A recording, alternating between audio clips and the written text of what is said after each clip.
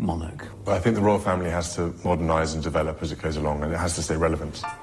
The Queen is a fantastic role model to lead that, and that's the challenge for me.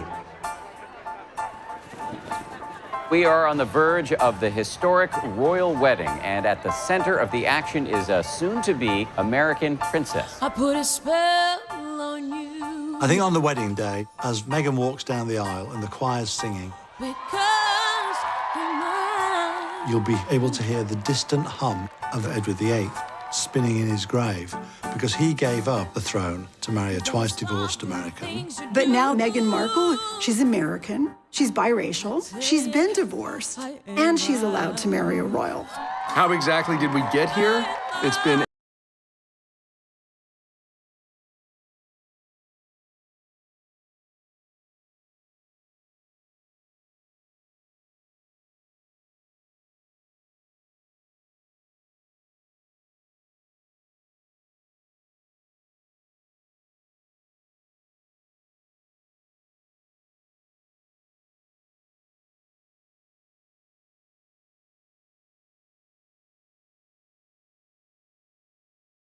here.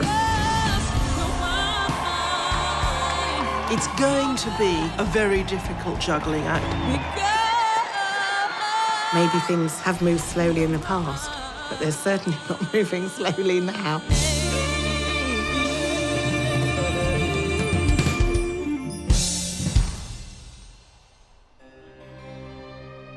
There is only one job that the royal family has. There's a lot of duty, there's a lot of protocol, there are a lot of expectations, but only one job: survive. And for 1,000+ years, no family has been better at surviving. Nobody's joking about the handbag anymore. Nobody's joking about the hats anymore. There's Queen Elizabeth, you know, keep on keeping on. Oh, really? Please. Boo. The births and the marriages. The love stories when they flourish or when they fail. It's the greatest reality show in the world. Americans can't get enough of it. Unlike the Kardashians, this soap opera has got a heritage. They should be a little bit removed. That makes them special. But that doesn't mean that they should be untouchable. The royal family are changing with the times. You can trace that all the way back to Princess Diana.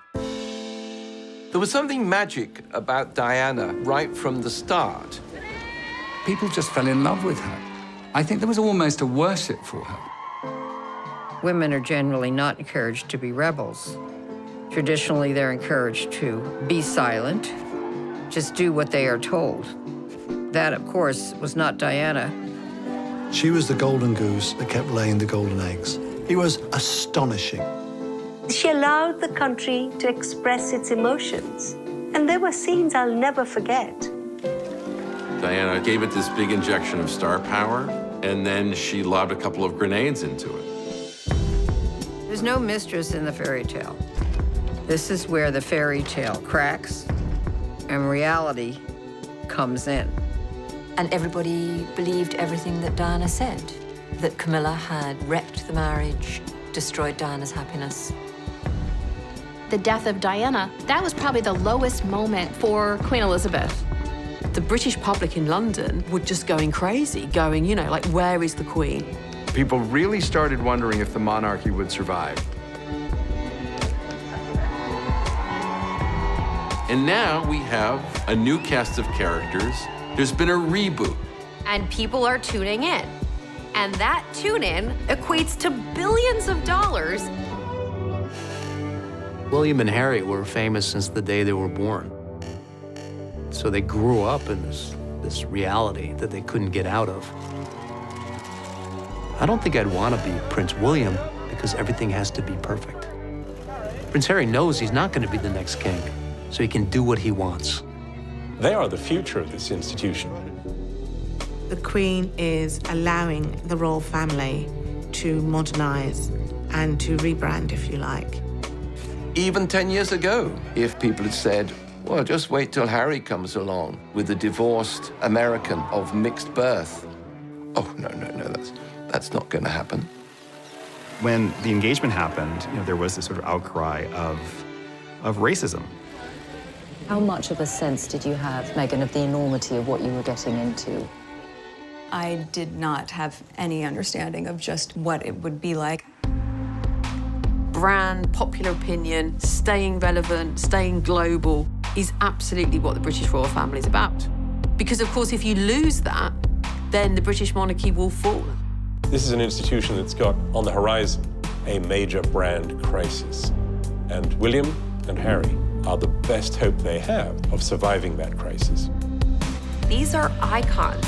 They want to be like them, they want to feel like them, they want to look like them. When Meghan Markle wears something, it sells out like this. This will be like one of the only ways that you can get a selfie with them, stand next to them and see them in real life. So, well, real life. The British royal family are at the highest point they've been in many a long year. And programmes like The Crown have brought a new generation to appreciate the royal family. There is something magic about royalty. It's really an American obsession with the Disney version of the monarchy. It's close enough that we can imagine maybe we could see ourselves in that world, but just out of reach so that we're always curious. The question that I always find myself asking is why this particular family? Queen Elizabeth has kept the crown viable going into the 21st century. That was by no means guaranteed. These are extraordinary scenes, and the crowd here along this stretch of the river are lining up 8 deep, and this basically goes on for 7 miles. The royal celebration underway across the pond this evening. 4 days of parties now marking Queen Elizabeth's Diamond Jubilee, 60 years on the throne. They carried the Queen on a tide of devotion, a monarch whose popularity, it seems, has never been greater. Certainly for someone of my generation, but I think younger generations too, it's very difficult to imagine Britain without Queen Elizabeth II. I've been with her all my life, and I've watched her all through everything, and I think she's amazing. She's done an incredible job. She's been our queen for 60 years, and I don't think we realise how much she is just absolutely loved. This is a woman who has literally seen every key figure of the second half of the 20th century. Queen Elizabeth oversees hundreds of charitable organizations.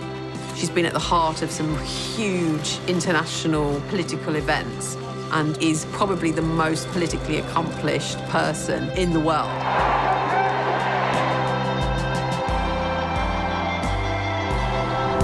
The Queen, though, wasn't supposed to be Queen. She was Queen because her uncle, Edward VIII, had abdicated. Edward VIII was the eldest son of George V. He was meant to be the king following his father's death in 1936. He was quite good-looking, dashing, a rather popular figure, Edward. He was at the center of American and British socialites. He was the heart of the party. He was incredibly popular, very charismatic, but he was weak. His own courtiers were struck at how emotionally underdeveloped he was. And then along comes this extremely chic, ambitious woman. Wallis Simpson was a twice-divorced American from Baltimore. Very practical person, quite tough. By all accounts, was something of a social climber and was very interested in making the acquaintance of Edward. There's a lot of really interesting speculation about the kind of psychosexual hold that she had on him. And because she was domineering, she filled some need that he had to be mothered. Everything had been kept under wraps. The British public didn't know too much. The monarchy had a tacit agreement between the British press that intimate details of a monarch's life would not be covered. However, the American press was all over this story. People were fascinated by him. And she, in her own right, had her own luggage. So people were fascinated by her and how she managed to bag the greatest bachelor in the world.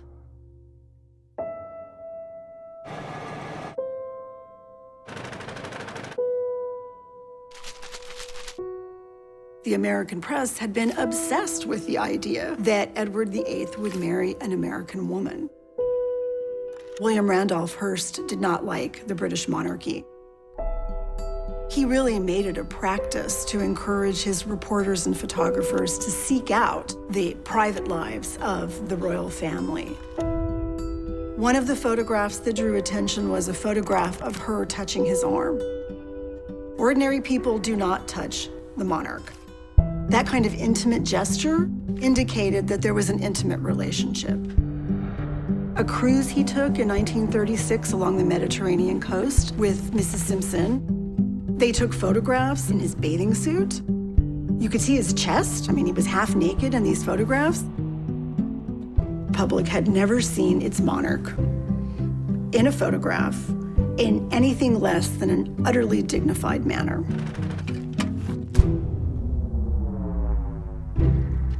Edward VIII was one of the first victims of the paparazzi. It was becoming increasingly impossible to keep this secret from the British public. What was it? Hark the herald angels sing, Wallis Simpson's pinched our king, they used to think. An American divorcee was going to marry the King of England. This was the scandal of the century. It was the divorce bit that people objected to, not her. There was a real taboo about divorce. And so Edward had to choose the woman he loved or his country.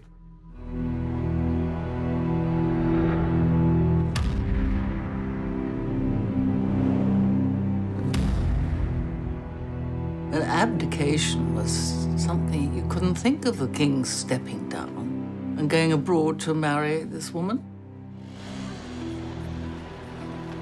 One cannot overstate the trauma of the abdication crisis. It seemed at the time that the monarchy, the British monarchy in 1936, came close to self-destructing. Had he insisted on marrying Mrs. Simpson, and had Parliament said no, it would have forced a standoff that the country had not seen since the 17th century. A few hours ago, I discharged my last duty as King and Emperor. That I have found it impossible to carry the heavy burden of responsibility without the help and support of the woman I love. From that moment onwards, the name of Edward VIII, his presence hovering in exile with this wicked American divorcee, it loomed over so many decisions of the royal family. Knowing what we know now, it is incredibly fortunate he abdicated. After they married, they actually paid a visit to Germany and met Hitler. Edward could be useful to them in the event that Germany invaded England and needed some way to rule it. It raised real concerns. There is a real chance that the course of history could have been changed had he stayed on the throne. Edward was king for 1 year. He was not crowned. So the coronation that had been planned was held for his brother, who ruled as George VI. When George VI heard that his brother was going to abdicate, he came home very distraught. And Elizabeth and Margaret, her sister, were looking over the balcony. And Margaret said, "Does this mean that you'll be Queen, Lilibet?" Elizabeth replied, "Yes, I suppose so." She instantly became one of the most popular celebrities in the world. Prince Charles in the public made light of it. In private, he was quite jealous.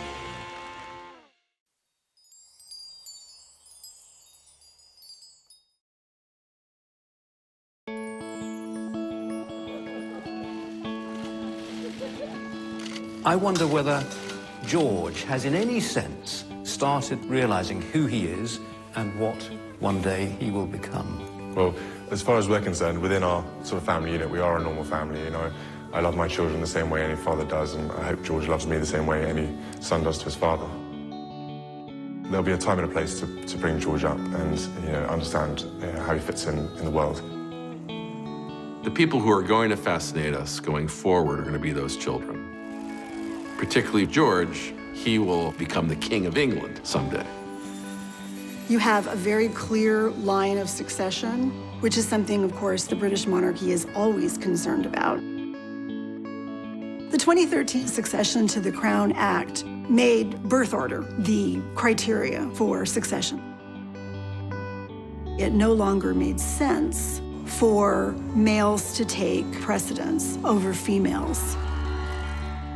Had George VI had a boy, the boy would have become the heir presumptive. But because she was the eldest child and there were no boys, Elizabeth became heiress to the throne.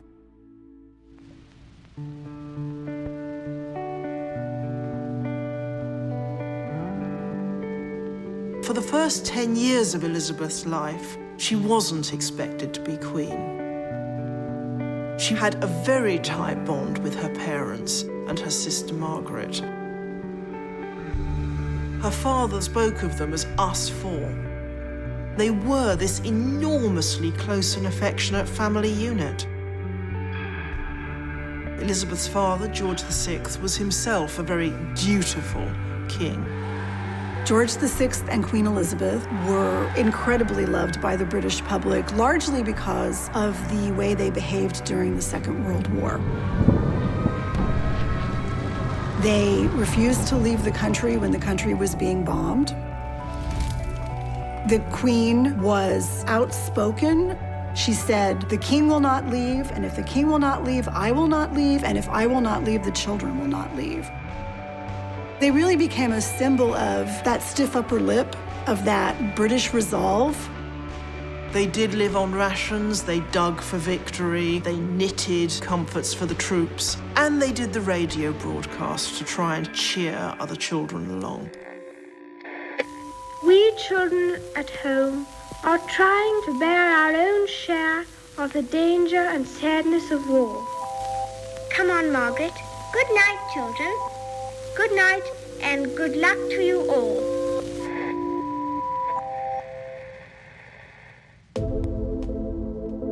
The war, in a way, gave Elizabeth a chance to be a bit more like other people. And it was Elizabeth herself who insisted that she should join the services and became a mechanic.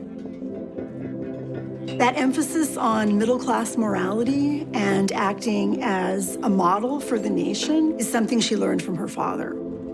Throughout her life, she's tried to judge what was right and wrong, and her father had been very much the torch shiner into the dark space for her.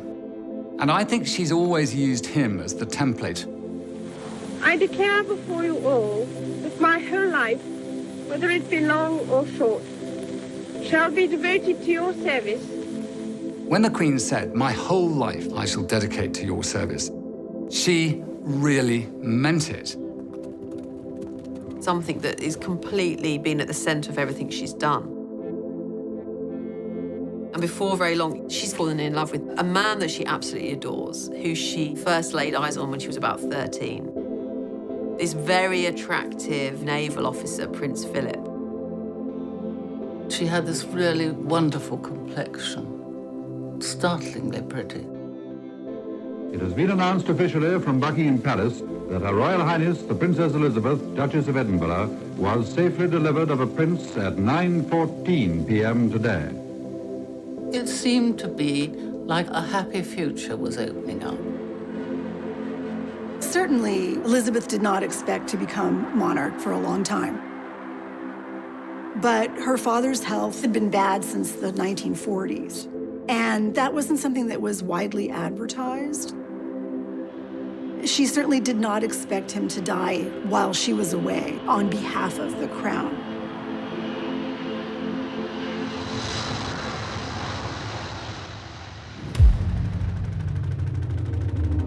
This is London. It is with the greatest sorrow that we make the following announcement. At 10:45 today, February the 6th, 1952, the King passed peacefully away in his sleep.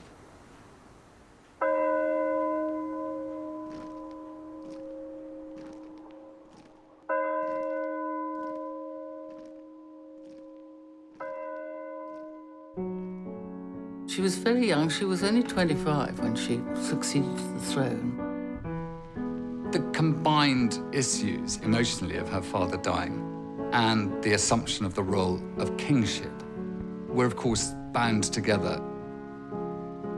The rulers of Britain have ruled over the greatest empire the world has ever seen. She's Queen of Canada, she's Queen of Australia. She's Queen of 15 other countries. But at the same time, she was very well trained for this job. Here is a woman, her father was never supposed to inherit the throne, and therefore she was never supposed to inherit the throne. And here she is, Queen Elizabeth II.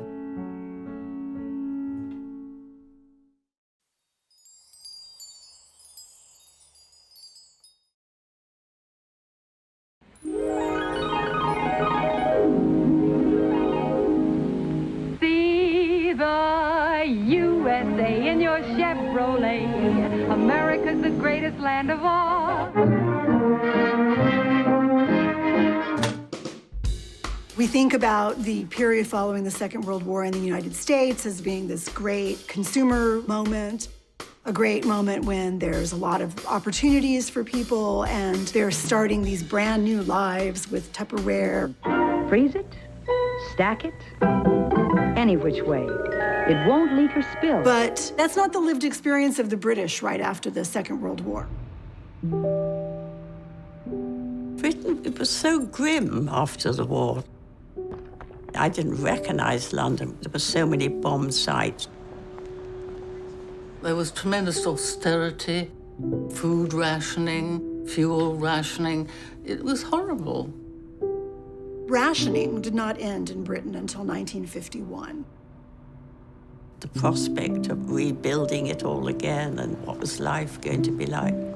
There wasn't a great spirit of gaiety until the coronation. That sort of let rip everything after that.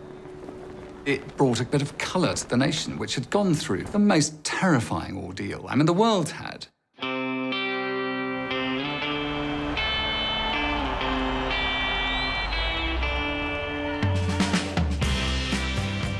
Beautiful young queen, handsome prince. It was a whole new era. Here is the news. Mount Everest has been conquered by members of the British expedition.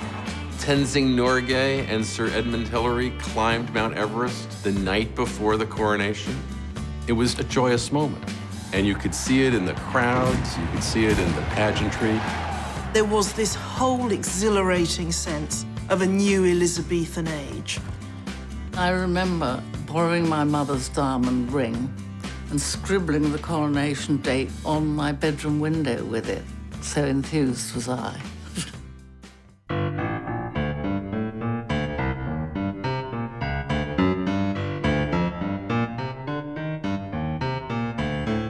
Coronation happens once a reign, and as a royal ceremony, it does give you a sense of where monarchy is, where the state is, and where the people are at that time. All British institutions that have survived are the ones that have constantly reinvented themselves. The modernizing forces inside the royal family definitely came from Prince Philip's side. Prince Philip is really the brainchild behind the televising of Queen Elizabeth's coronation. Such a savvy decision. It's about including the public.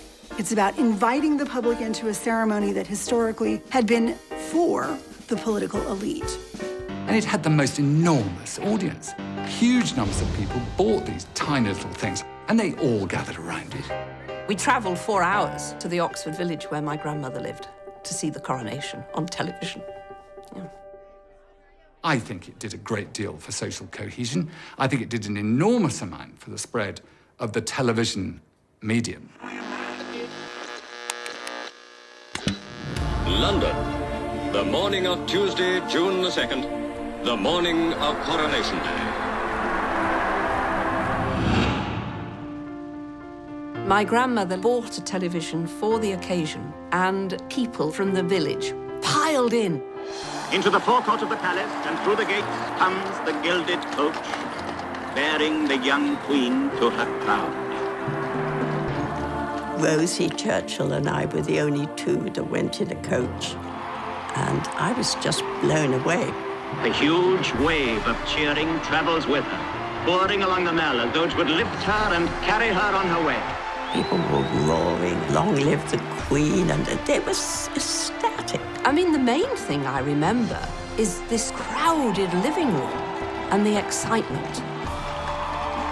So, borne forward to the acclamation of her peoples, our Queen comes to her crowning.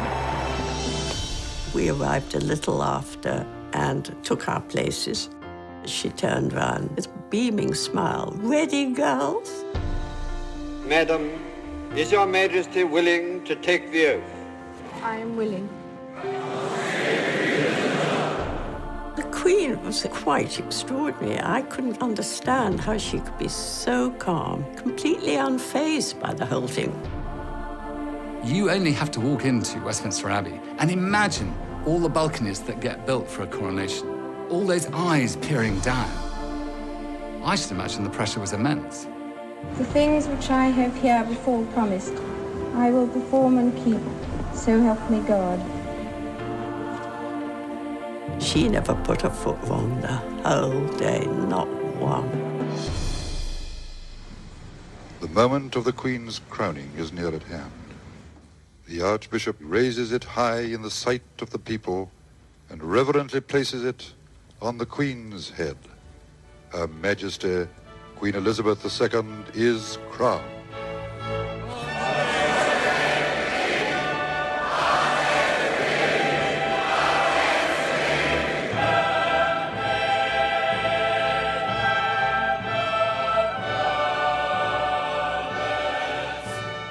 She looked very happy when we left the Abbey. I think when it was all over, she was very serious all the way through. As this day draws to its close, I know that my abiding memory of it will be the inspiration of your loyalty and affection. I'll never forget it, never. It was the greatest day of my life.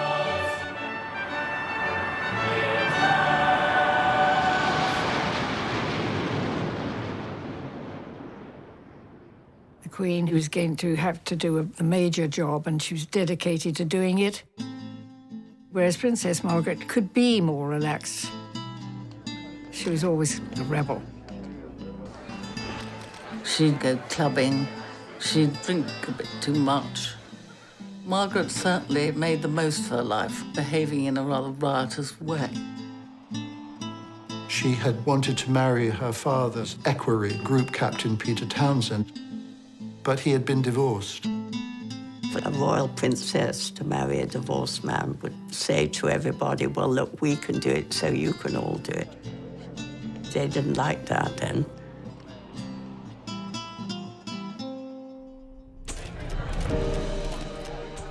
People in Britain were very pro it. The Queen wanted her sister to be happy, but she could see that there were difficulties. Queen Elizabeth is also head of the Church of England. It's in that capacity she had a really hard time supporting her sister when she wanted to marry someone who was divorced. If she did marry him, she would lose all her titles, her allowance. She would lose everything. It was a lot to give up. So I think she sat back and decided not to. Princess Margaret's life was in many ways shattered by her love for a divorcee. There was this echo of the abdication. You know, you have to wonder, are love and royalty really compatible?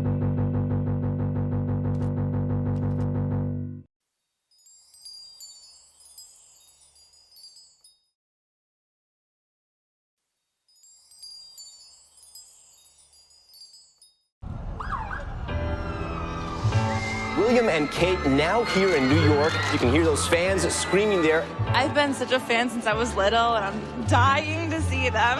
What is it that you like so much about William and Kate?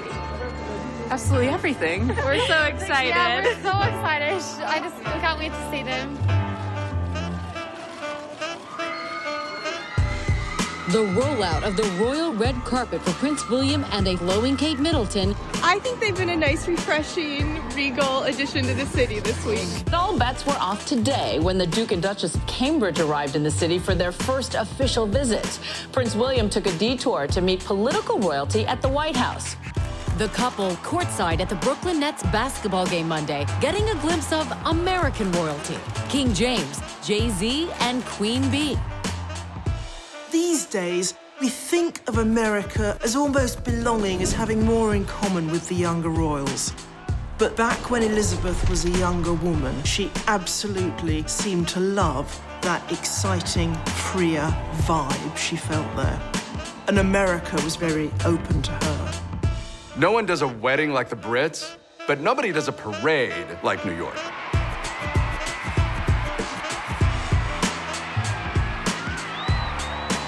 Queen Elizabeth and Prince Philip had never seen anything like this. 1 million people lined the streets of Broadway. There was just a blizzard of confetti. When Queen Elizabeth and Philip came to America in 1957, they were so much more casual and at ease than they were back at home. They attended a football game at the University of Maryland.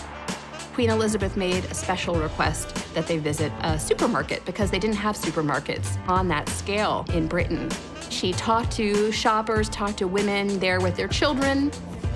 I think Americans allow the royal family to take a breath and not worry so much about their role. Americans tend to have a more romantic, more abstract view of who the royals are and what they do. Especially in America, a lot of women admired how she juggled being a parent and being sovereign. Housewives romanticized what it would be like to be queen because it would allow them to leave their suburban households and call the shots. You can see that in actual descriptions from women's magazines. At the same time, there were popular television shows like Queen for a Day. Would you like to be queen for a day? People will tell their hard luck stories, and the audience applauded, and whoever got the most applause became Queen for a Day. I now crown you Queen Clarice. I think our fascination with royalty comes out of the fairy tales, and especially stories in which the princess comes from humble origins. It goes back to our more basic desires to have a rise above our current station in life. They called Hollywood the Dream Factory. The dreams were ours, and the people who gave us those dreams were the men and women we saw on that screen. You would go to picture palaces. There were uniformed ushers wearing white gloves. You were treated like royalty. And the movies that people saw in these palaces were even more influential because of the environment. Walt Disney obviously had a knack for knowing what kind of mass entertainment was going to resonate. He realized fairy tales and royalty were a gold mine. In movies like Cinderella or Snow White and the Seven Dwarfs, Disney was able to capture this idea of folklore, of what the people want. There's a princess phenomenon, let's call it the Disney effect, where there's so many stories that people grow up learning and seeing, and they see a person who they often aspire to be, right? That they see a person who knows who she is, a smart, self-confident woman who has done amazing things and finds some great life into the future. A Disney narrative lines really nicely with the royal family.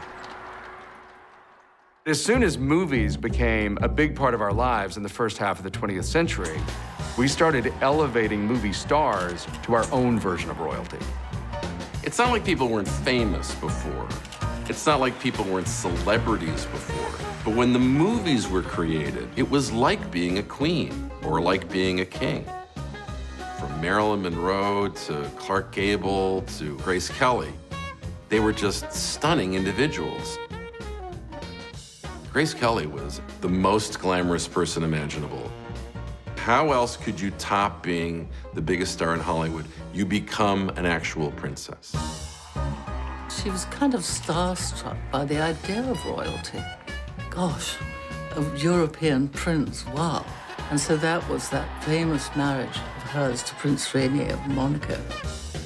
Grace Kelly showed that it was possible to make the leap, to go from Hollywood royalty to actual royalty. And that is when a lot of girls began to believe that it could happen to them too.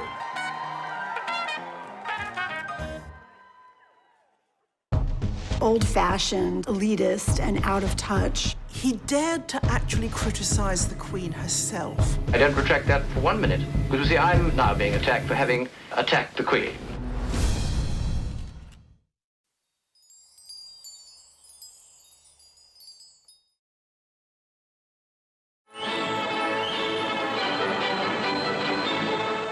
People say, well, why attack the Queen? Well, indeed, I mean, it's painful to have to. One would much rather not have to, but this is the dilemma.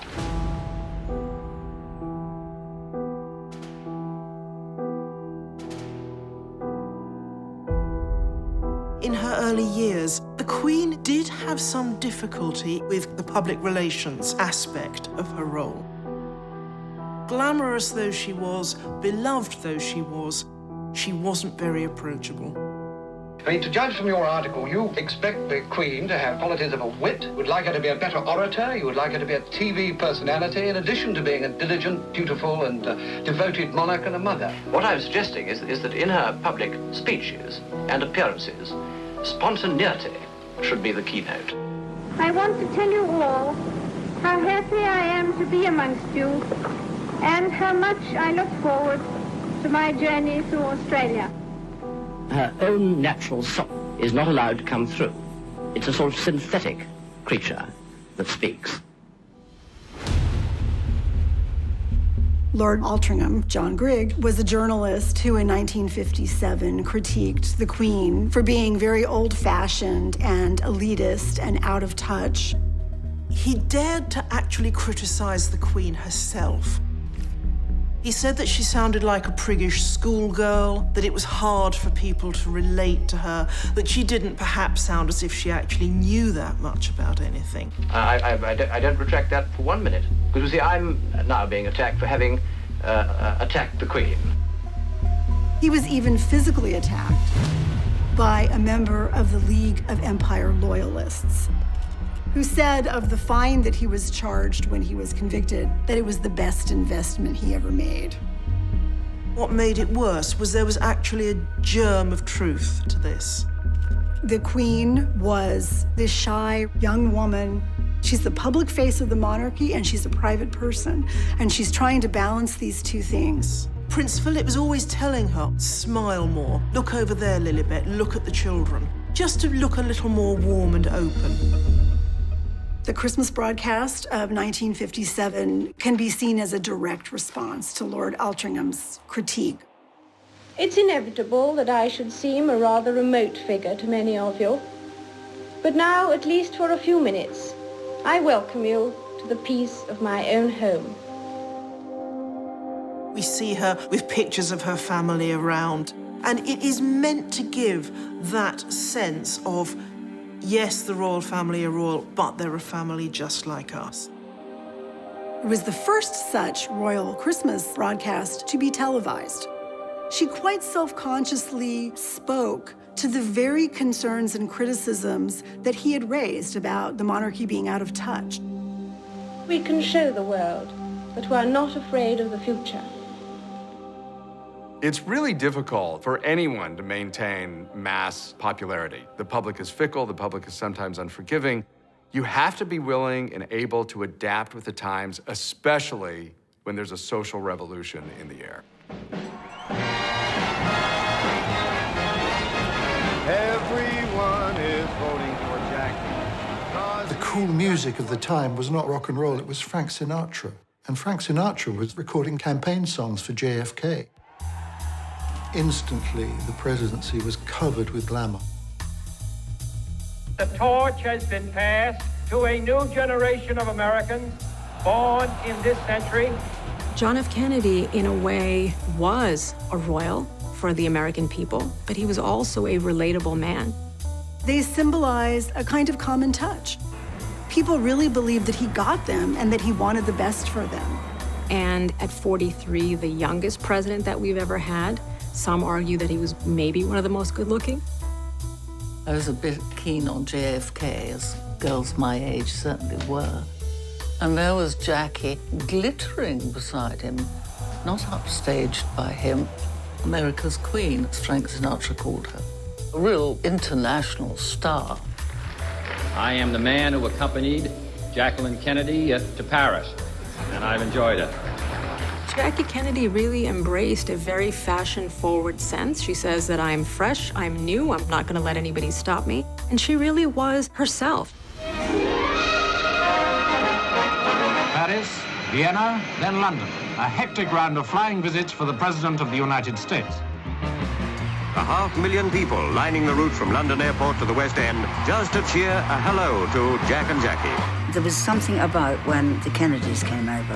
I think it surprised us all that this was going to have such a massive interest to it. Crowds broke through at the palace, and once more the Kennedys got a big hand. I think that the British were drawn to two people who could be a little bit more freer than they were.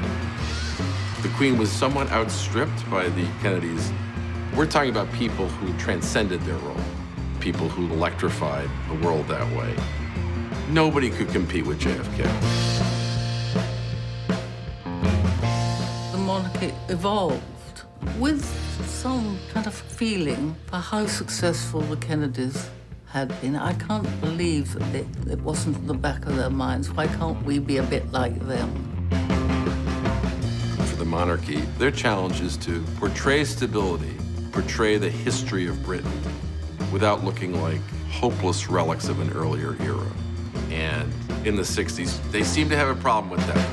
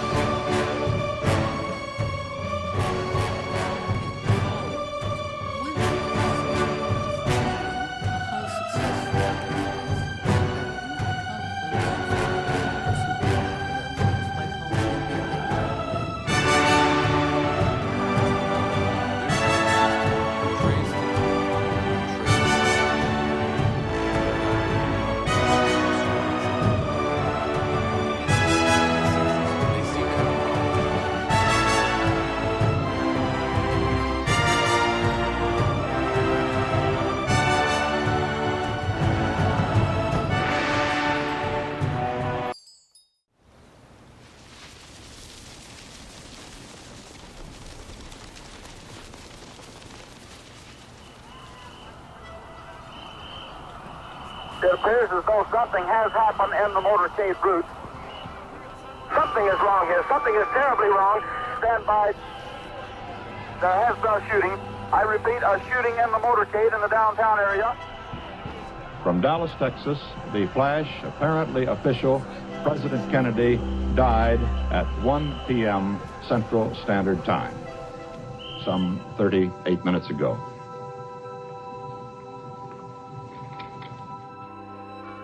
It was the most horrible thing that anyone could imagine. That this dashing, handsome, father of two, husband to this glamorous woman would be gunned down in the middle of an American city was just shocking. We felt it in Britain too. Jack Kennedy, he was a president that was loved. In memory of President John Fitzgerald Kennedy, who in death my people still mourn, and whom in life they loved and admired. Here was a man who had symbolized hope, who had symbolized these ideals, and those all seemed lost now. After a period of terrible trauma for the nation, America was primed for something fun and escapist. And then along came the Beatles. 3,000 screaming teenagers are at New York's Kennedy Airport to greet, you guessed it, the Beatles. I remember American friends of mine saying, we needed this after what we've been through. The welcome was just overwhelming. You can't photograph noise, but you can photograph the people making the noise. And they didn't let you down. I got every Beatle record at home, every Beatle record. America became sort of swamped by British popular culture suddenly in the 1960s. And the subsequent musical revolution that rocked the globe. We loved all of it. We loved the music, and we loved the fashion. We loved the haircuts. What is it like about the Twiggy look? It's free. Americans started behaving and acting like Brits. That was the Rolling Stones. It's just mutual adoration. The brazen British invasion of America. There was nothing like it. The youth, the swinging youth. It was an invasion. Beatles mania swept the globe. The royal family, who you might not really associate with the Beatles, they're a little stuffy maybe. All of a sudden, the royal family is into the Beatles. It was only a matter of time before the Beatles made it. So came the summons to the palace. The news got round to the faithful that the world's #1 group were to be invested by Her Majesty with the most excellent order of the British Empire. The Beatles went to Buckingham Palace to receive an honor, a decoration. They were called members of the British Empire. I mean, everybody liked the Beatles. Everybody wanted a piece of that action. But the Beatles were big enough then that that did more for the Queen's reputation than for the Beatles' reputation. It did not make the royals cooler. It just was an indication of what the royals needed to do to even stay in the conversation. It's the first time that politics courted pop culture. I think that the monarchy actually, in a very interesting way in the 1960s, tried to get out ahead of this notion that they were out of touch or they were unapproachable. And they worked with the BBC to create a documentary called The Royal Family. The salad is ready. The Royal Family film turned out to be a rebranding of the royal family. The camera crew followed the royal family for 18 months through all of their ordinary activities. So we see Prince Philip at Balmoral frying sausages at a barbecue. And we see the Queen sitting at the dinner table with her family, talking about her day. It is extremely difficult sometimes. So I said, what an extraordinary remark to make, very unkind about anybody. The film was a great step forward. I thought it was charming. And I had the most appalling couple. It's really a vehicle for us to see a little bit behind the scenes so that we can understand the monarchy as people like us. Public response was very positive. People wanted to see more of the British royal family. Come around this side. Although the documentary got enormous audiences in England and in America, on the Queen's orders, it was put away in a vault and has not been seen in its entirety since. They realized that if they did something like that too often, they would cheapen themselves, letting the magic seep out. Some people say that this was sort of opened the floodgates, and therefore after that all the sort of tabloid interest in them, and that they would want to know more and more and more. Let the public into your sitting room behind the sofa. And then they'll be over the other side looking at you. The problem with all these things is not the film that gets made with careful supervision, but what happens next.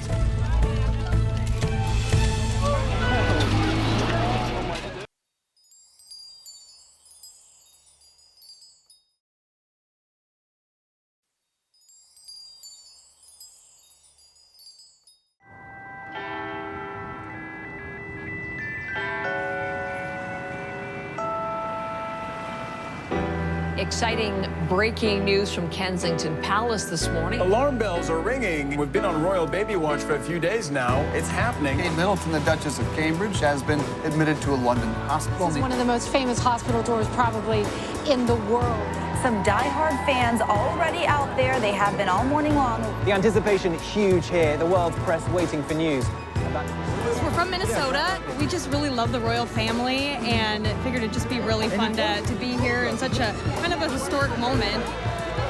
People think we're kind of crazy, like a lot of our friends back home, but we're like, come on, you gotta do this,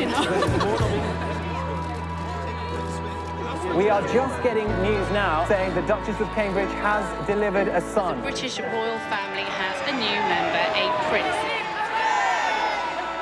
So now we're waiting to see if the royal couple comes out soon to greet all those fans. All eyes trained on those brown doors, ready and waiting. So we've noticed an awful lot of activity out here just in the past few minutes, so we may see the new arrival fairly soon.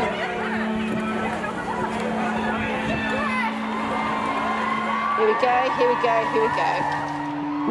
The royal family has just emerged from St. Mary's Hospital. Baby wrapped up warm.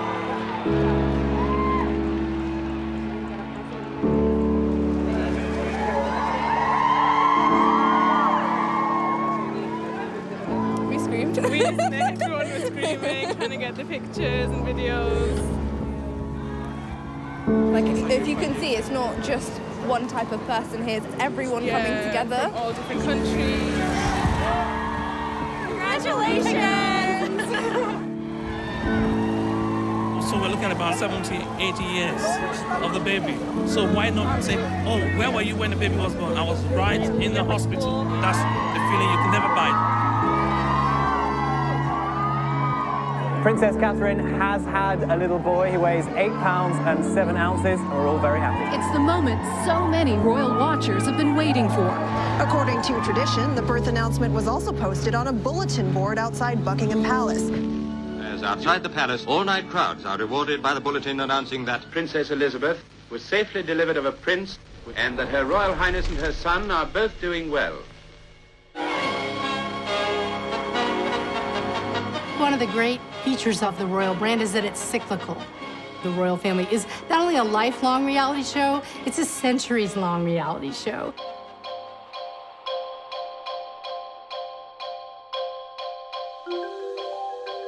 We don't often chart a person's life from birth to death. But with the advent of technologies, whether it was photography in the 19th century or television in the 20th, we have been able to follow members of the royal family at every step. Whether it's birth or the first days at kindergarten, this allows us to be invested in these individuals. A heavy program of official engagements prevents the Princess and the Duke from seeing their son as often as they wish. It is only on occasions like this that they can enjoy the happiness of parenthood. Charles It was his misfortune to need his mother's affection at the time when her job was also demanding that she give herself to her people. For 6 months, Buckingham Palace has been a palace without a sovereign. The Queen has travelled round the world. She reigns not just at Buckingham Palace, but in the 4 corners of the earth. Soon now, the royal standard will fly again from the palace rooftop. And we at home will say, welcome the Queen. He had quite a difficult childhood. His parents were very distant, not just physically, but emotionally as well. Everybody in those early years remarked on how stilted and formal the Queen was. Charles suffered from that, probably more than anybody else. Charles and his mother were subjected to private reunions in public scenarios. But all of this, at the end of the day, is because of the growing power of the media. Previous kings had gone off to school or had their lessons with their tutors. We saw film, newsreel. Here is courage. Here is honor. Here is Gordonston, a school fit for a king. Prince Charles was sent off at a fairly young age to boarding school, and to one boarding school in particular, to Gordonston, where his father had been. The school had a tough, outdoors regime that Prince Philip clearly saw as making a man. He had a difficult relationship with his father, who frankly was puzzled by this son of his who was so sensitive. You can only feel sorry for the kid. Scrutinized whenever he appeared in public, scrutinized in private. And then this develops with his love life.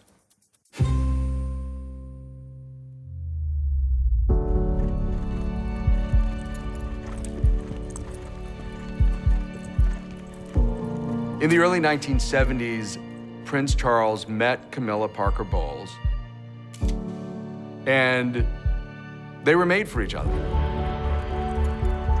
There was a huge bond between Charles and Camilla from the start. Partly it's the things they shared, a love of the outdoors, life of horses, no taste for the spotlight, for glamour. Partly it's the thing they didn't share, the thing she could give him, this jolly, breezy confidence.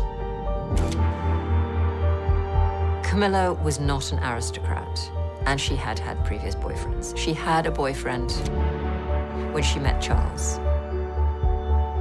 A woman of experience and knowledge was not an appropriate partner for the future King of England. Charles clearly never asked Camilla to marry him. He went off into the Navy, he went off to the Caribbean, and shortly after, Camilla wrote him a letter telling him that she was going to marry Andrew Parker Bowles. Charles was absolutely devastated. There was a lot of pressure to find a bride.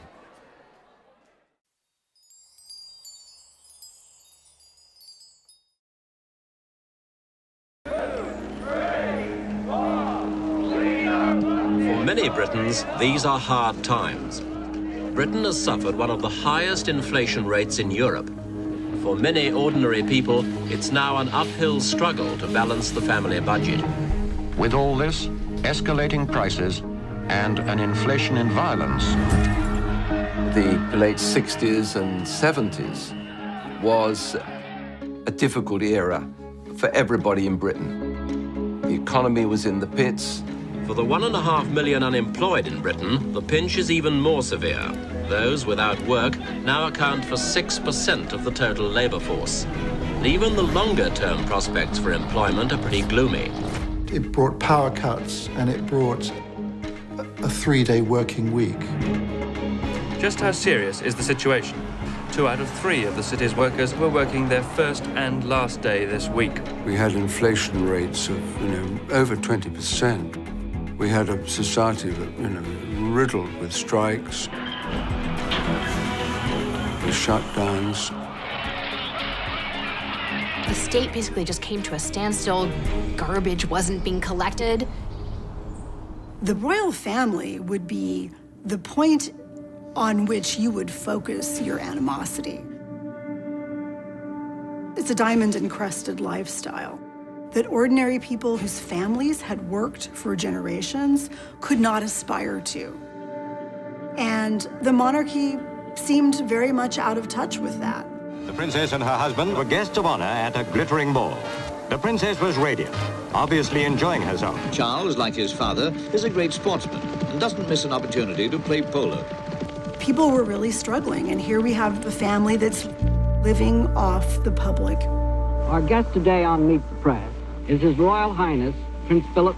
The recent news dispatched from London and begins this way. Queen Elizabeth has not had a pay raise for nearly 18 years, a situation that none of her subjects, her working-class subjects, would tolerate for a moment.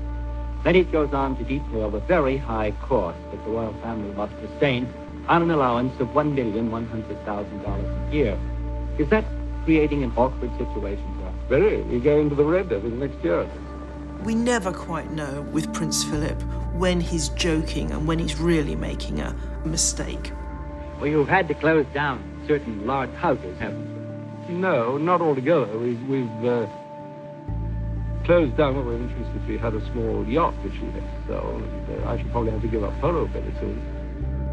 When he said that, goodness, yes, he might have to give up polo, it really didn't go down too well. That was exactly the feeling, that the royals were infinitely overprivileged. I wanted to do something for me, because look at me now, I'm nothing. It's a rich man's budget, that's all I can say. Make no mistake about this, the ordinary working people are not being hoodwinked at this one. The 70s, I think royals in general found that they hit a kind of rut of irrelevance in the culture. And then, you know, there was Queen Elizabeth, keep on keeping on. London celebrates a once-in-a-lifetime spectacle not to be missed, Queen Elizabeth's Silver Jubilee. 25 eventful and glorious years. Queen Elizabeth II, long may she reign. For one brief moment, the Jubilee seemed to unite the divided nation under one flag.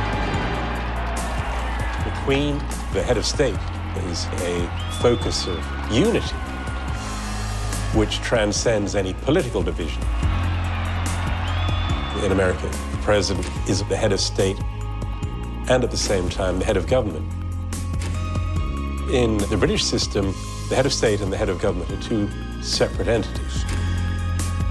Every week in Britain, the Prime Ministers from Churchill right through to the current British Prime Minister meets with the Queen. She can't express opinions, but she can ask good questions. The monarch works to advise, to encourage, to serve the nation and the government. When I was 21, I pledged my life to the service of our people, and I asked for God's help to make good that vow. I do not regret nor retract one word of it.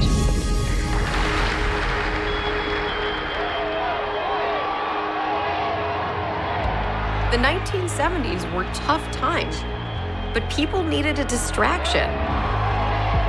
And this Jubilee was just what they needed.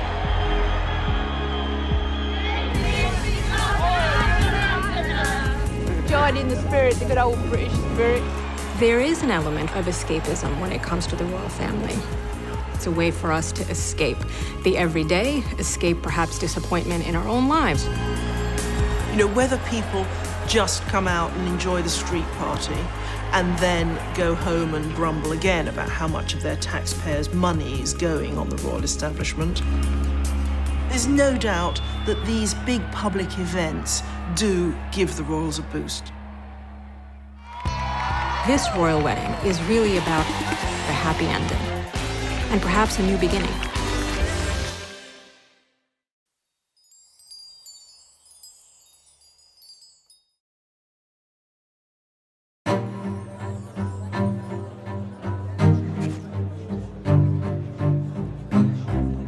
Charles grew up always trying to gain his father's approval. and never quite succeeding. He went into the Navy, which was the service that his father had been in, and I suspect he did that to please his father. The British press, they tried to kind of create Prince Charles as like a James Bond character, called him Action Man. And this is the secret of the prince's public success. Fly, shoot, play polo. All of these things the prince does rather well.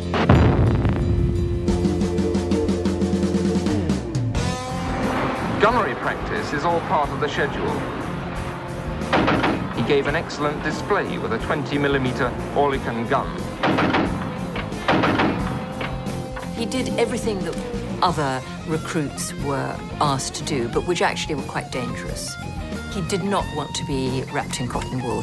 His 9 months is an intensive period of training where he'll be given an insight into all departments. There are no fundamental differences between the prince's training from that of other sub-lieutenants. He's always pushed himself to the limit. Because being famous for having done nothing very important is a difficult thing to live with. He had a real need to prove himself, to do something real. His time in the armed forces, in the Navy, was an opportunity to do that. If later on I'm to be associated with all three services, it'd be a very good idea to do an attachment with each one. I think it gives one a very useful experience of responsibility and discipline. On paper, he may have been the world's most eligible bachelor. You know, helicopters, in a variety of uniforms, looking good, looking a bit more glamorous. But pressure to marry, it was time.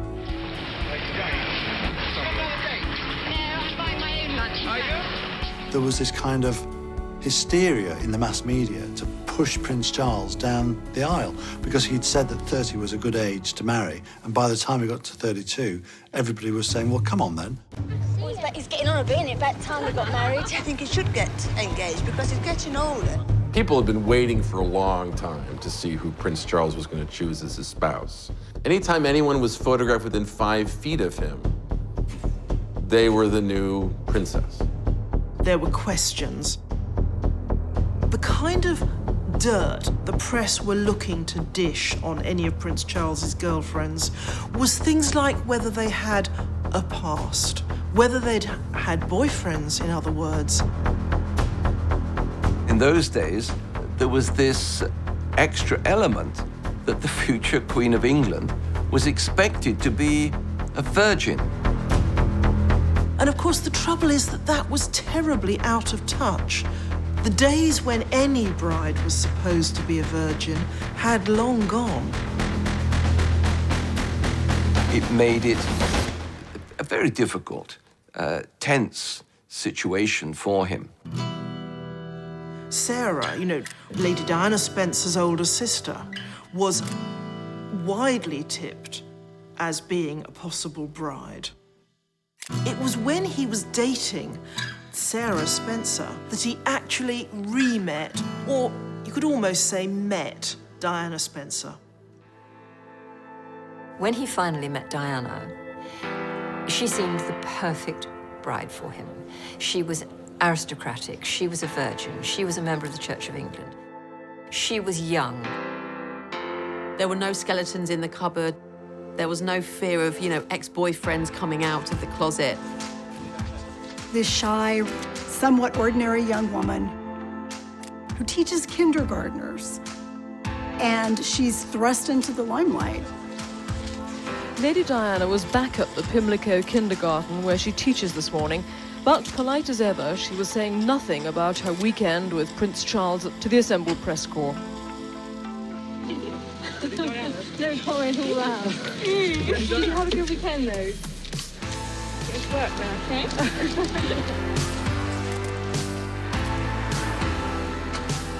There was something magic about Diana right from the start. There was just something about her that made you feel yes, this is going to be the one. Is there any possibility of any announcement of your marriage in the near future? Can you tell me? Can you tell me if there's any possibility? But I'm not going to say anything, afraid.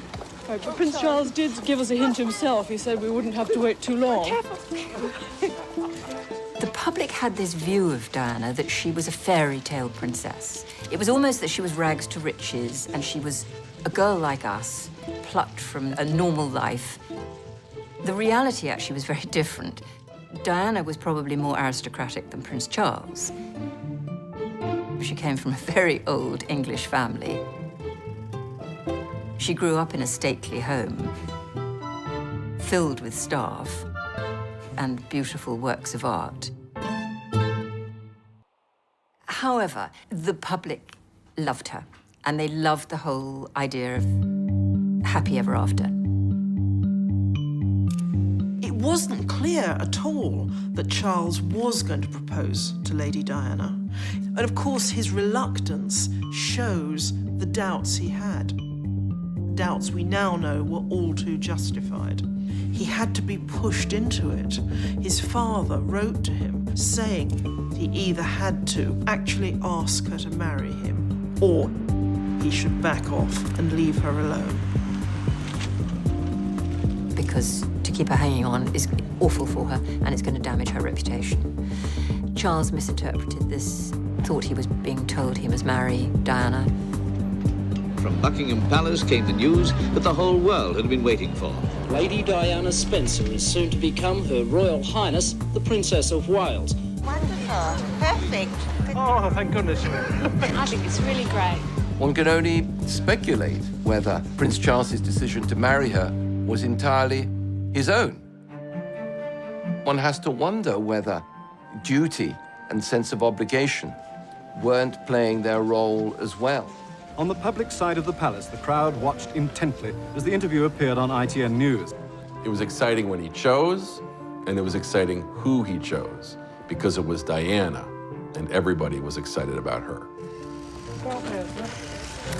It was a really big deal. She was this breath of fresh air.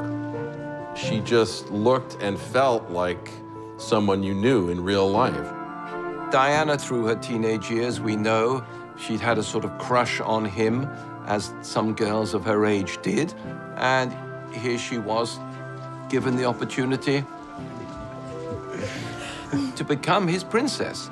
Can you take us back to when you first met? What did you think about Lady Diana? Well, I remember thinking what a very jolly and amusing and attractive 16-year-old she was. The royal tradition is that the bride-to-be blushes, stumbles and stutters over a few words and then lets the man do the talking. And having great fun. And Diana, she remained silent. And I don't know what you thought of me. Pretty amazing. She was awkward, she was young, she was unschooled in the way of royalty. Can you find the words to sum up how you feel today, both of you? Difficult to find the right sort of word, isn't it, really? Just delighted and happy. And then the famous quote. And I suppose in love. Of course. Whatever in love means. Whatever in love means. This was not exactly a ringing endorsement. I mean, what sort of person says that to their partner, let alone to the world as a whole? At the time, it was like, oh, he's so befuddled with love, he doesn't even know what to say. It was not seen as being the run moment that would later be seen as. Diana came into the royal family as a vulnerable 19-year-old, if they're not handled properly. 19-year-old princesses will grow up to be angry, powerful women. His decision to marry her was entirely his own.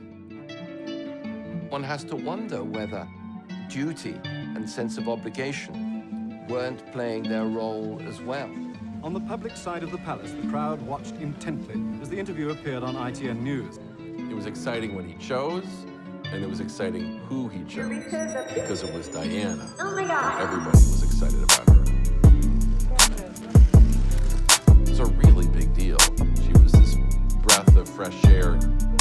She just looked and felt like someone you knew in real life.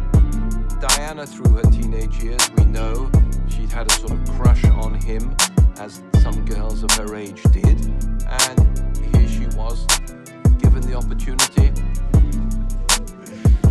to become his princess. Can you take us back to when you first met? What do you love about Lady Diana? Well, I remember thinking what a very jolly and amusing and attractive 16-year-old she was. The royal tradition is that the bride-to-be blushes, stumbles and stutters over a few words, and then lets the man do the talking. And having great fun. And Diana, she remained silent. And I don't know what she told me.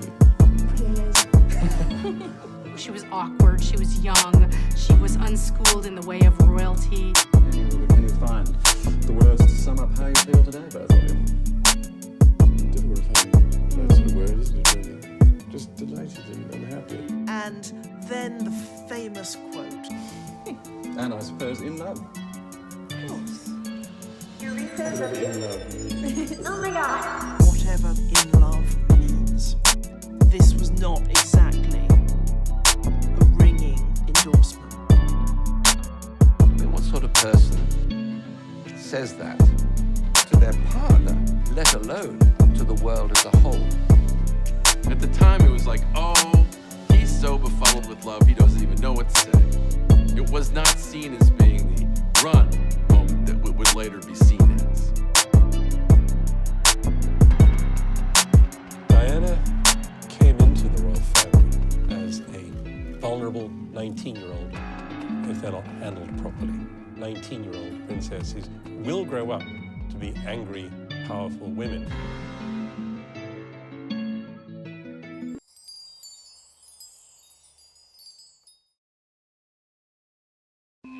There's big news tonight from London. Prince William, heir to the British throne, finally proposed to his college sweetheart, Kate Middleton. It will be the wedding of the decade. Did you see this coming? Was he getting a bit nervous and jumpy? No, not at all, no. It was a total shock when it came and I'm very excited. And it's a family ring. Yes, it's my mother's engagement ring.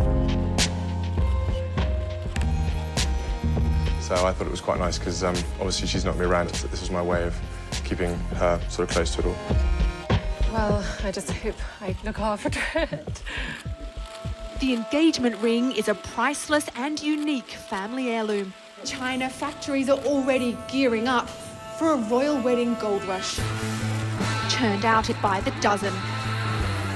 It's not an exact copy of the dress Kate Middleton wore, but it's close enough for admirers of the bride's style.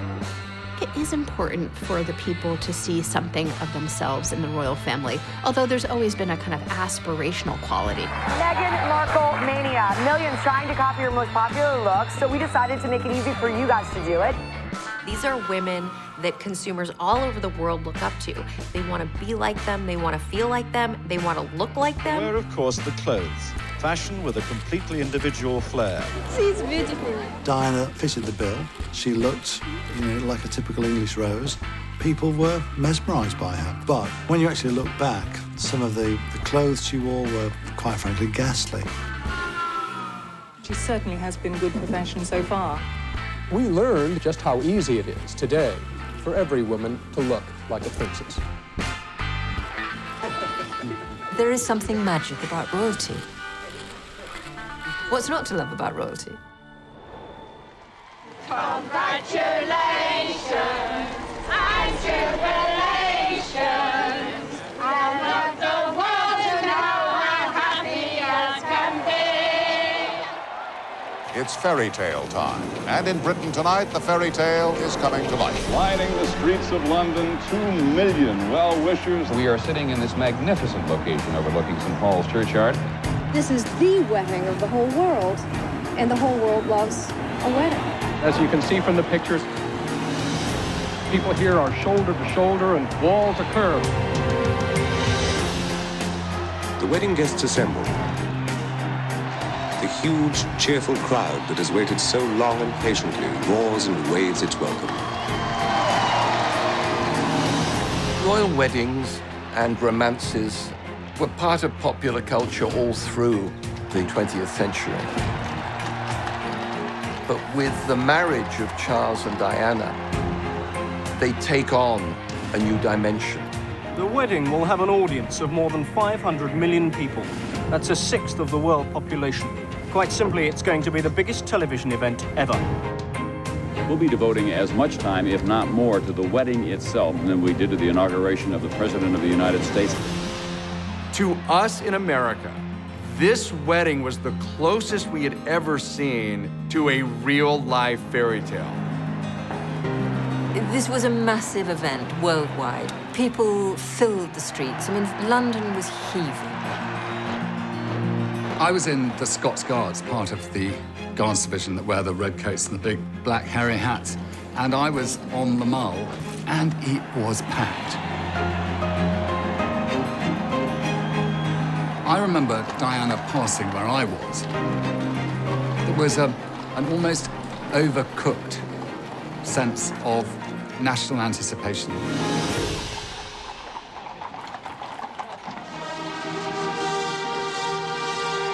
can tell that she has arrived.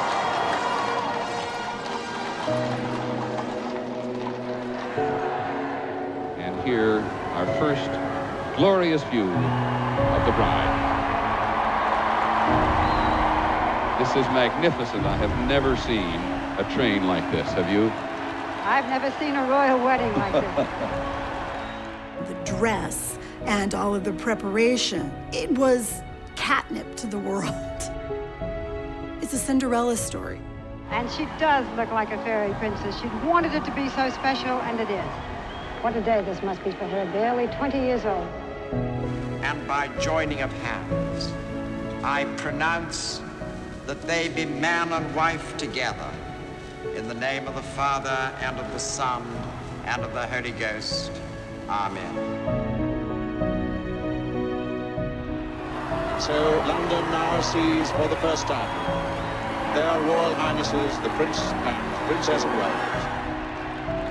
I saw the prince in his naval uniform with his beautiful princess coming down the steps of St. Paul's, and I thought, that's the royal family sorted for my lifetime. That's the future, and I like it.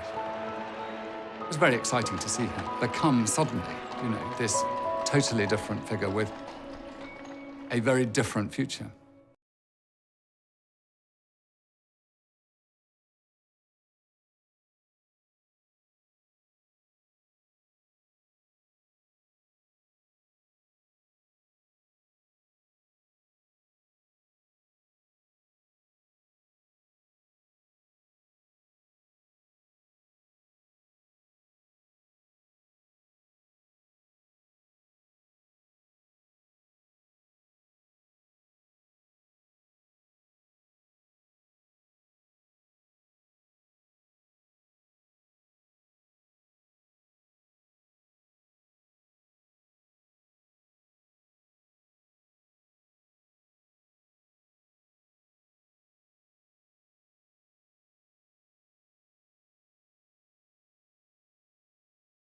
Princess of Wales.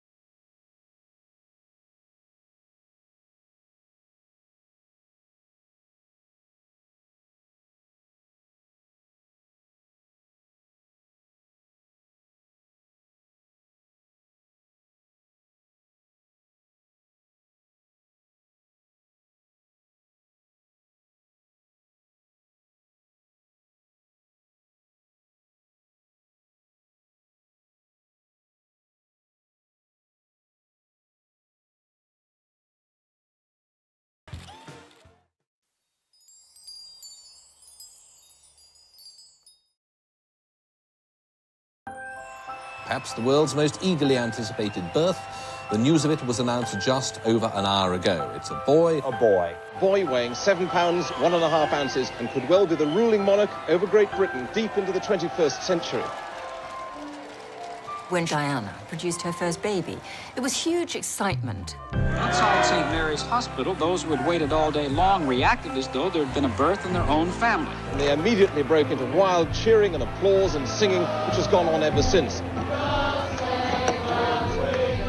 Are you both happy? 13 hours, a long time. Does he look like you? Does he look like you, sir? No, he's lucky enough not to. When William was born to this beautiful young pair who we had watched fall in love, it was the first point that he was adopted by the nation. For some, it was the experience of a lifetime. Oh, I cried. I couldn't help it. You cried? I did, yeah. As we all now see, that's a very iconic image for the royals to be standing in front of the hospital. But what we have to remember is this is pretty recent. It was a very special occasion. She was the first royal mother to have a baby in a normal hospital. Prince Charles and his siblings had been born at Buckingham Palace. The crowds and the media went absolutely mad. Britain's new royal baby, born yesterday, was today given a name. Prince Henry for short, just plain Harry at home. Everybody loves a baby. That's great. You go more gaga in this country than they do over there. Everybody loves it. Granny was christened in this, and I was. He must get so incredibly hot inside there, isn't it? It was quite incredible, really. Prior to all the problems at the end of the marriage, everybody did look up to that family. You know, it looked perfect to the outside world.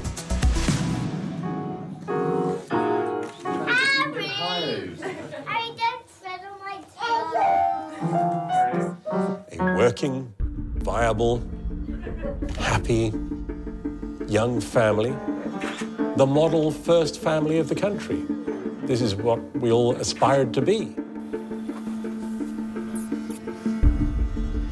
Well, now reports are emerging in the press around the world that the couple's storybook romance may have entered a rocky chapter.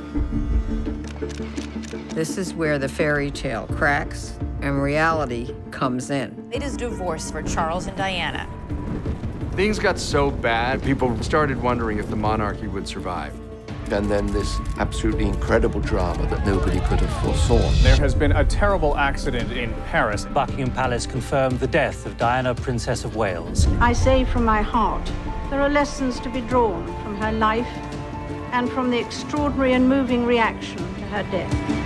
Princess Diana shook the modern monarchy. Reaching out to people, hugging people, touching people. AIDS, leprosy, landmines, and change people's perceptions. Ladies and gentlemen, please welcome Meghan Markle. Meghan, what's interesting about her are the echoes of Diana.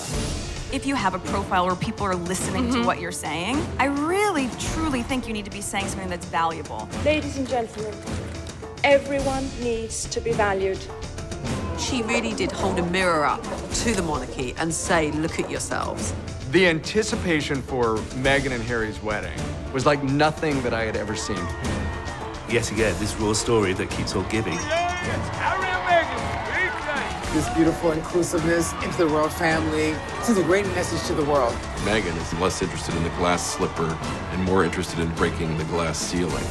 So many girls will wake up this morning across the world and look at TV and see somebody that looks like them. As part of a new modern monarchy.